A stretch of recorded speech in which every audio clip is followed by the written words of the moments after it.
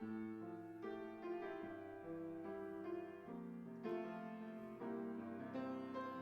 세상을 살아가는 동안에 나의 힘을 의지할 수 없으니 기도하고 낙심하지 말 것은 주께서 참 소망이 되심이라.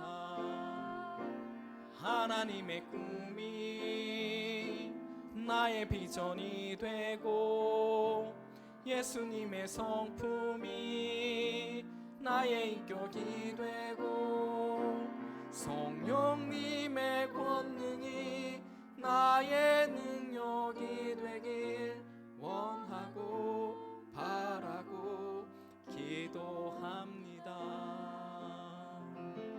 주의 길을 걸어가는 동안에 세상의 것 의지할 수 없으니 감사하고 낙심하지 말 것은 주께서 참 기쁨이 되심이라. 하나님의 꿈이 나의 비전이 되고 예수님의 성품이 나의 인격이 되고 성령님의 권능이 나의 능력이 되길 원하고 바라고 기도합니다. 하나님의 꿈이 나의 인격이 되고 예수님의 성품이 나의 인격이 되고 성령님의 권능이 나의 능력이 되길 원하고 바라고 기도합니다. 원하고 바라고 기도합니다.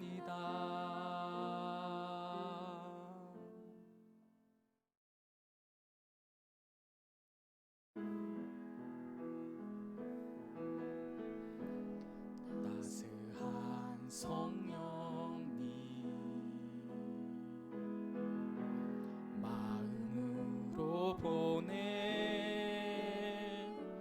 내 몸을 감싸며 주어지는 평안함 만족함을 느끼네. 사랑과 진리에 한 줄기 빛 보내 내 몸을 감싸며 주어지는 평안함 그 사랑을 느끼네. 부르신 곳에서 나는 예배하네. 어떤 상황에도 나는 예배하네. 부르신 곳에서 나는 예배하네. 어떤 상황에도 나는 예배하네. 내가 걸어갈 때 길이 되고 살아갈 때 삶이 되는 그곳에서 예배하네. 내가 걸어갈 때 길이 되고 살아갈 때 삶이 되는 그곳에서 예배하네. 부르신 곳에서 나는 예배하네. 어떤 상황에도 나는 예배하네. 부르신 곳에서 나는 예배하네. 어떤 상황에도 나는 예배하네. 내가 걸어갈 때 길이 되고 살아갈 때 삶이 되는 그곳에서 예배하네. 내가 걸어갈 때 길이 되고 살아갈 때 삶이 되는 그곳에서 예배하네. 부르신 곳에서 나는 예배하네. 어떤 상황에도 나는 예배하네. 부르신 곳에서 나는 예배하네. 어떤 상황에도 나는 예배하네.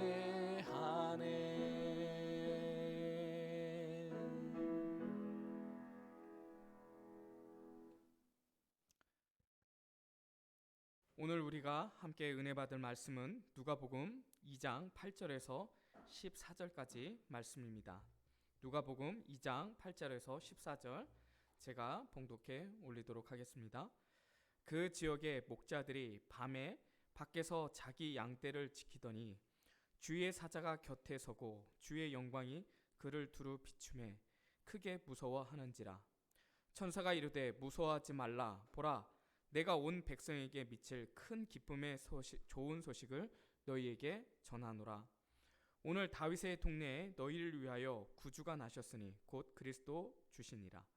너희가 가서 강보에 쌓여 구 위에 뉘어 있는 아기를 보리니 이것이 너희에게 표적이니라 하더니 호련히 수많은 천군이 그의 천사와 함께 하나님을 찬송하여 이르되 지극히 높은 곳에서는 하나님께 영광이요 땅에서는 하나님이 기뻐하신 사람들 중에 평화로다 하니라.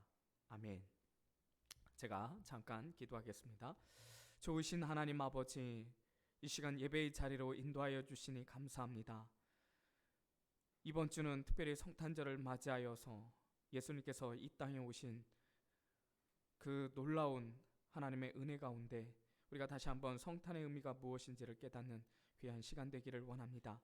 특별히 우리 사랑하는 루이엘 청년부 각자 그 처소에서 예배의 자리를 지키며 믿음을 지키며 다시 한번 이 땅에 오신 예수님을 기억하게 하여 주옵소서. 이 모든 말씀 살아계시는 예수 그리스도 이름으로 기도드립나이다. 아멘. 이번 주는 성탄절이 있습니다. 여러분 성탄절 어떻게 보내셨습니까? 성탄절 어쩌면 그 의미를 찾기보다는 헐러데이라는 의미 속에서 좀 즐겁게 사람을 만나고 그런 쉬는 그런 의미로서 보내지는 않았나 우리가 한번 생각해 봤으면 좋겠습니다. 오늘 본문에서 보면 우리가 좀 이해되지 않는 부분들이 좀 많이 있습니다. 왜냐하면 예수님의 이 탄생을 보면 너무나 초라한 예수님의 탄생 스토리를 보게 되기 때문인 것입니다. 얼마 전에 아내가 산후조리원이라는 TV 프로그램을 보는 것을 본 적이 있습니다. 제가 볼 때 완전 럭셔리한 그 산후조리원이었는데 저는 그런 산후조리원이 있다는 것을 그때 처음 알았습니다. 얼마나 좋은 시설과 그리고 그곳에서의 지내는 생활들이 거의 뭐 호텔 수준이었던 것 같습니다. 지금도 이렇게 한 아이가 태어나면 얼마나 많은 투자를 하는지 모르겠습니다. 그런데 우리가 오늘 본문에서 보면 그렇게 좀 특별하게 우리가 이 땅 가운데 살면서 아주 특별한 그분의 삶을 우리가 볼 수 있었다면 좀 어느 정도 이해가 될 수 있을 것 같습니다. 우리가 좀 생각해 본다면 여러분 왕으로서 예수님이 이 땅에 태어난다면 왕으로서 당신의 계획과 하나님 나라에 대해서 설명했더라면 어쩌면 예수님께서 이제까지 보여주셨던 기사와 이적이 그냥 평범한 시민으로서의 기사와 이적이 아니라 왕으로서 왕자로서 그리고 기사와 이적을 많은 사람들에게 백성들에게 보여줬다면 적어도 오늘 본문에서 나오는 초라하고 가난한 아기 예수님의 탄생보다 낫지 않았을까요? 생각해 보십시오. 아기 예수님이 이 땅에 태어나셨던 그 배경을 보면 심지어 그분은 여관이 없어서 마구간에 태어났습니다. 그리고 아기 예수님은 구유의 누이였습니다. 구유가 무엇입니까? 짐승들의 여물통입니다. 여물통. 그들의 밥통이라고 말할 수 있는 것이죠. 좀 너무하다 생각하지 않습니까? 그래도 하나님의 아들인데, 그래도 하나님의 섭리 가운데 적어도 여관이 없는 것이 아니라 여관이라도 마련했어야 되지 않을까요? 하나님의 아들로서 이 땅에 너무도 초라하고 가난하고 태어나신 그분을 보면 좀 이해가 되지 않습니다.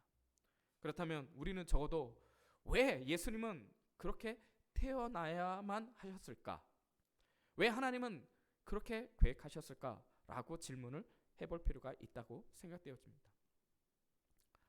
어쩌면 너무 화려하지 않아도 그래도 적어도 냄새나는 마구간에서 태어나는 것이 아니라 그냥 평범한 집에서 태어나도 좋지 않았을까요?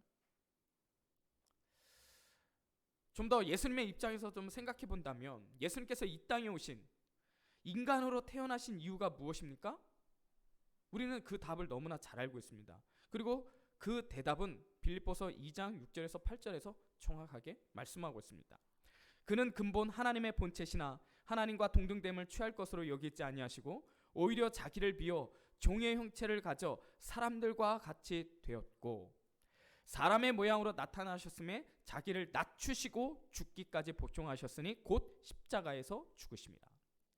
성경은 십자가에서 죽기 위해서라고 말씀하고 있다는 것이에요. 다시 말하면 예수님께서 이 땅에 인간으로 태어나셨던 이유는 너무나 간단하게 설명한다면 십자가에서 죽기 위해서. 그렇다면 왜 십자가에서 죽습니까? 우리의 죄 때문에, 우리의 구원 때문에 그분은 죽으셔야만 했고 그 길을 걸으셨다라는 것입니다. 여기서 좀 이상한 것은 왜 우리 죄 때문에, 우리의 구원 때문에 구원을 위해서, 당신의 죄 때문이나 아니면 당신의 구원의 문제 때문에 십자가에서 죽으셨다라는 것은 이해가 되지만 왜 하필 우리의 죄 때문에, 나의 죄 때문에, 나의 구원 때문에 예수님은 죽어야만 했을까? 예수님의 제자들조차도 예수님께서 이 땅에 오신 목적을 분명히 알았어야 되는데도 불구하고 그들은 알지 못했다라는 것입니다.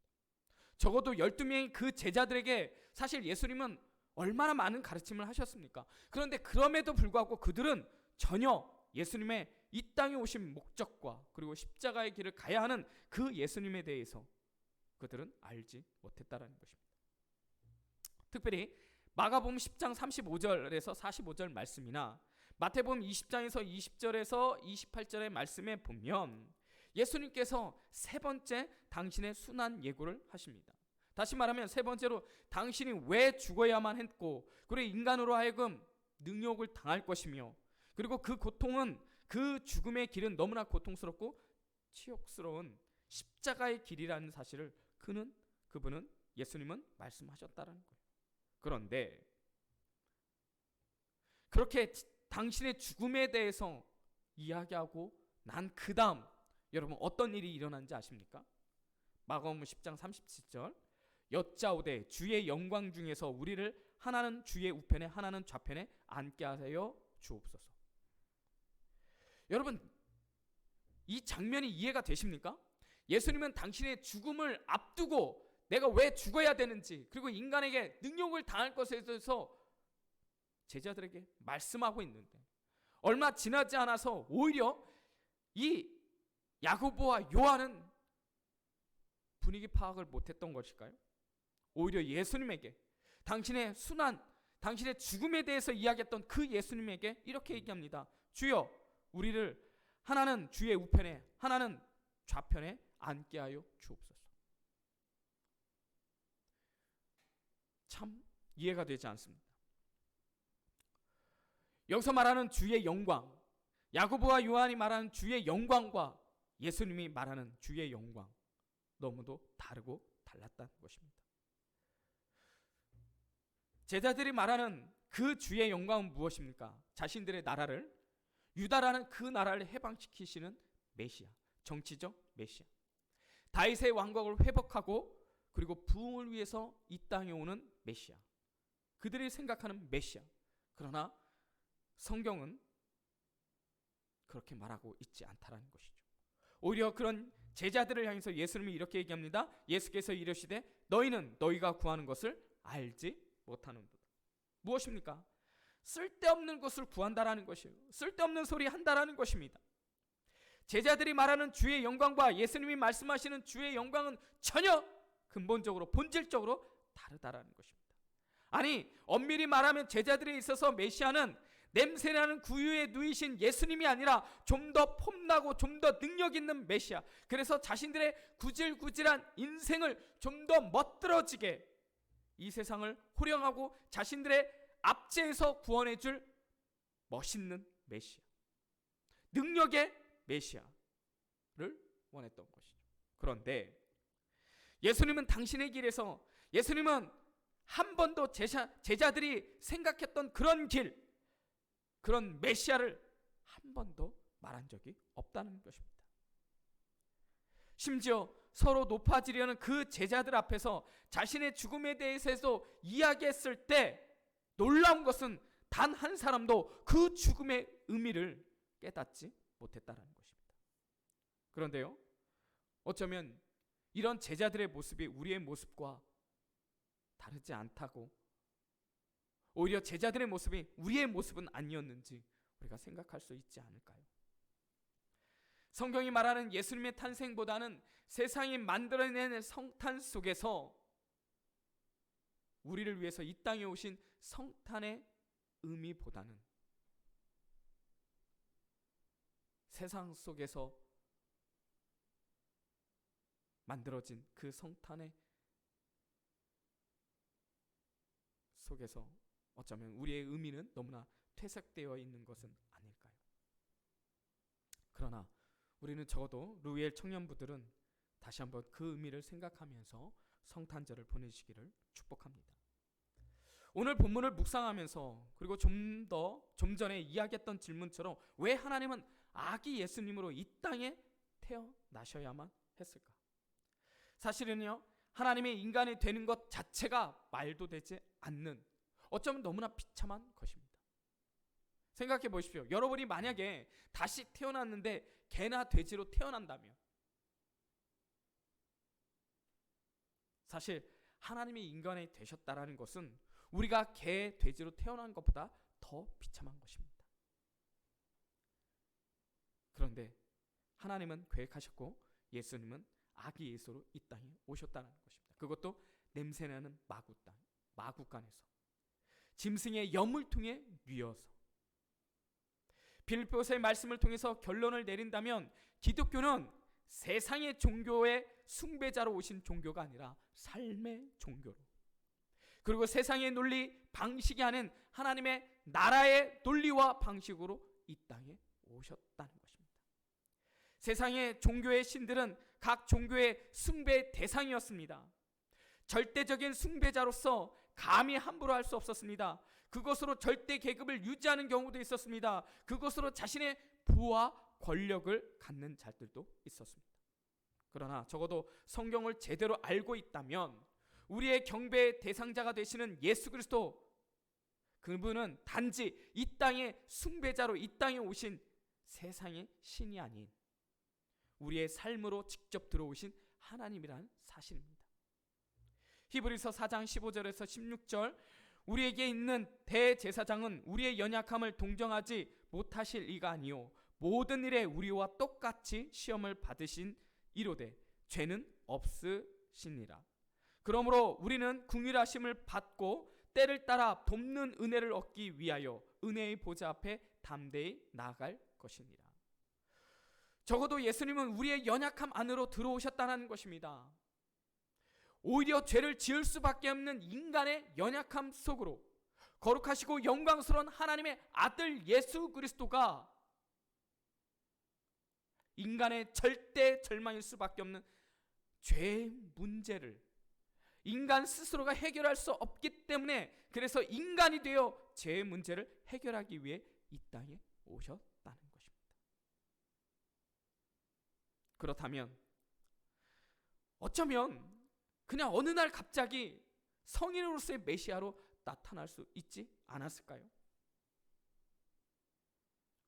그렇다면 우리는 좀 전에 읽었던 히브리서 4장 15절 16절 말씀은 오늘 우리에게 들려주지 않았을지도 모르겠습니다. 우리의 연약함 속에서 우리의 모든 부분에서 함께 하셨던 예수 그리스도, 나의 아픔을 아시고 나의 고통을 아시는 예수님, 인간의 절대 절망 가운데에도 소망을 주시는 예수님, 나의 고통 속에서 나와 함께 하시는 그 예수님, 우리는 그분을 찾지 않을 수도 있다라는 것입니다. 왜요? 그분은 하나님의 아들로서 신으로서 이 땅에 오셨다면 우리는 우리의 연약함 속에서 그분을 만날 필요가 없었을지도 모릅니다. 그러나 그는 아기 예수로 이 땅에 오셨고 그는 성장하셨고 인간의 모든 희노의 해락을 경험하셨고 우리의 연약함 그 속에 직접 들어오셨기 때문에 우리는 우리의 모든 부분을 이해하시고 그리고 우리를 너무도 잘 아시는 그분 앞에 나아갈 수 있었던 것입니다. 세상의 종교의 신들처럼 위대하고 능력을 행하는 신이 아니라 그리고 숭배의 대상자로 인간을 군림하는 신으로 오신 것이 아니라 그분은 낮고 낮아지셔서 어쩌면 비참할 만큼 낮아지셔서 이 땅에 오셨다라는 것입니다.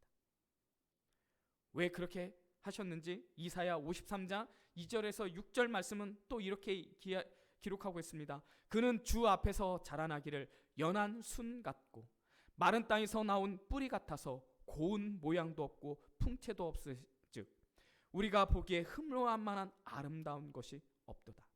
그는 멸시를 받아 사람들에게 버림받았으며 간고를 많이 겪었으며 질고를 아는 자라 마치 사람들이 그에게 얼굴을 가리는 것 같이 멸시를 당하였고 우리도 그를 귀히 여기지 아니하였도다. 그는 실로 우리의 질고를 지고 우리의 슬픔을 당하였거늘 우리가 생각하기를 그는 징벌을 받아 하나님께 맞으며 고난을 당한다 하였노라. 그가 찔림은 우리의 허물 때문이요 그가 상함은 우리의 죄악 때문이라. 그가 징계를 받음으로 우리는 평화를 누리고 그가 채찍에 맞음으로 우리는 나음을 받았도다. 우리가 다 양 같아서 그릇 행하며 각기 제 길로 갔거늘 여호와께서는 우리의 모두의 죄악을 그에게 담당시키셨도다. 성탄은 누구를 위한 성탄입니까? 또한 예수님의 이 땅에 오심을 통해서 우리가 또 하나 깨달아야 되는 것은 무엇입니까? 예수님은 세상의 원리를 위해서 살지 않았고 세상의 방식대로 살지 않았다는 거예요. 다시 말해서 예수님은 그 아기 예수로 오시고 성장하시고 그리고 우리에게 보여주셨던 것은 하나님의 방식대로 이 땅에 오셨고 이 땅을 사셨고 죽으셨다는 것입니다. 이것이 왜 중요합니까?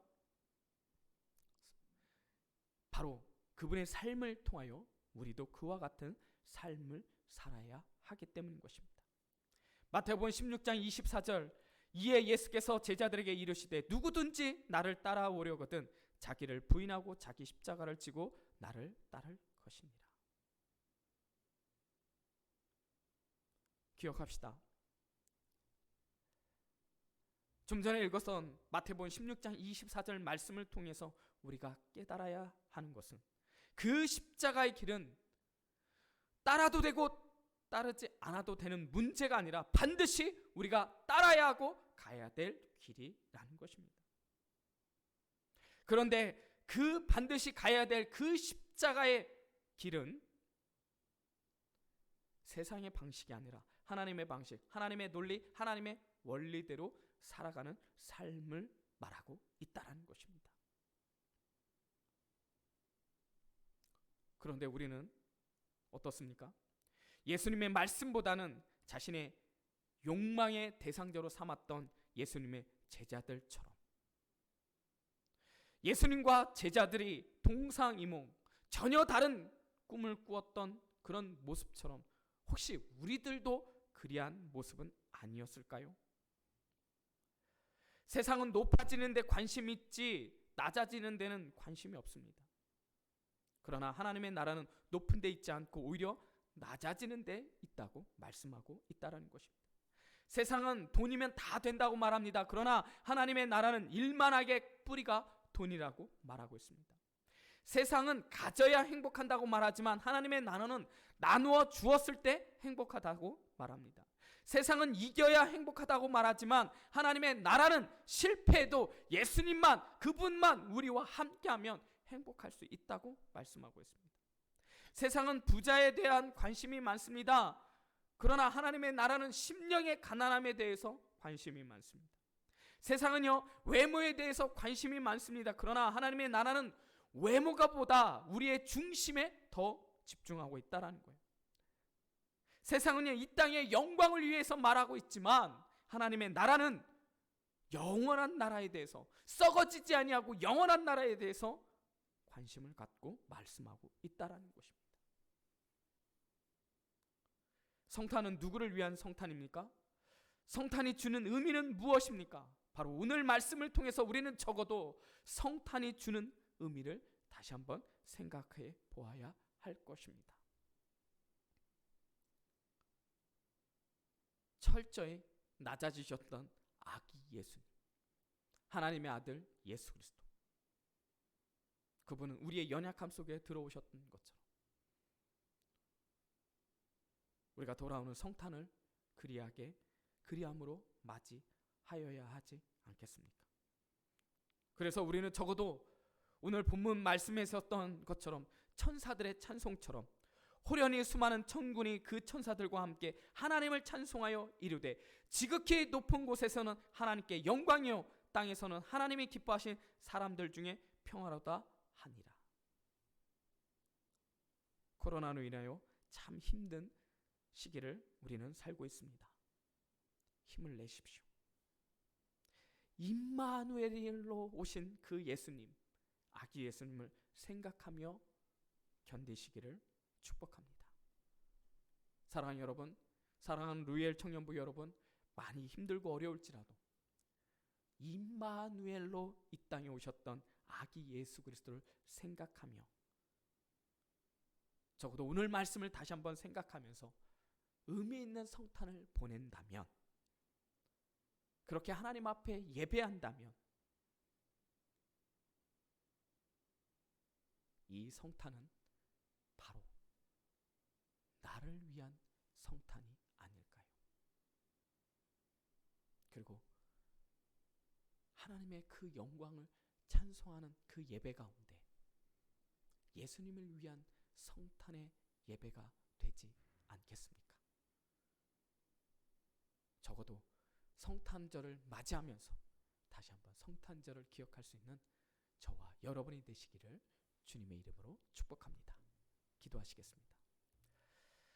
좋으신 하나님 아버지, 우리 루이엘 청년부가 단지 할러데이의 크리스마스가 아니라, 성탄절이 아니라 이 땅에 낮고 낮아지셔서 인간으로 오신 아기 예수님을 다시 한번 묵상함을 통해서 우리도 그 십자가의 길을 맞이하며 십자가의 길을 동행하는 그런 삶을 성탄에서 다시 한번 찾아서 그 길을 걸을 수 있도록 은혜를 내려 주옵소서.